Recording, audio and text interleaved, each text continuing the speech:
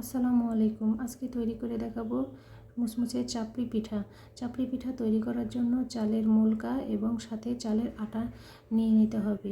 তারপর হলুদ লবণ দিয়ে দিতে হবে। এখানে মুলকা বলতে চালের মিহি দানার থেকে একটু গোটা গোটা দানাকে বোঝায়। তারপর পেঁয়াজ, আদা রসুনের পেস্ট এবং কাঁচা মরিচ দিয়ে ভালোভাবে সাথে পানি দিয়ে ভালোভাবে মাখিয়ে নিতে হবে।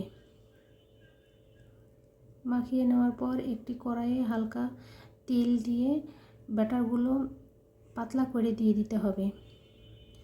দেওয়ার পর একবারে হয়ে গেলে সুন্দর করে উল্টিয়ে নিতে হবে।